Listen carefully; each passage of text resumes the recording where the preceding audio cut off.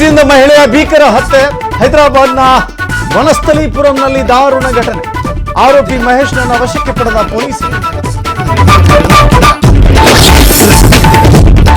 ಸಾರಿಗೆ ನೌಕರರಿಂದ ಬೆಂಗಳೂರು ಚಲೋ. ಸರ್ಕಾರದ ಆಫರ್ಗೆ ಡೋಂಟ್ ಕೇರ್. ಸಂಜೆ 4 ಗಂಟೆಗೆ ನಿರ್ಧಾರವಾಗಲಿದೆ ಮುಷ್ಕರದ ಭವಿಷ್ಯ.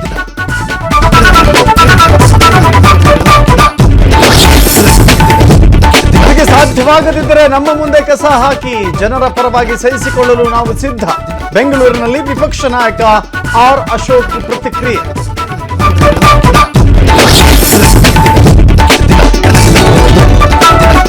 ವಿರೋಧದ ನಡುವೆಯೂ ಸಫಾರಿ ಆರಂಭಕ್ಕೆ ತಯಾರಿ. ರೊಚ್ಚಿಗೆದ್ದ ರೈತರಿಂದ ಪ್ರತಿಭಟನೆಗೆ ಕರೆ.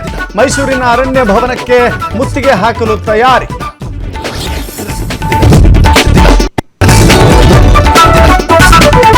ಮಂಗಳೂರು ಸಿಸಿಬಿ ಪೊಲೀಸರ ಭರ್ಜರಿ ಕಾರ್ಯಾಚರಣೆ. ತಲೆಮರೆಸಿಕೊಂಡಿದ್ದ ನಟೋರಿಯಸ್ ರೌಡಿ ಬಂಧನ.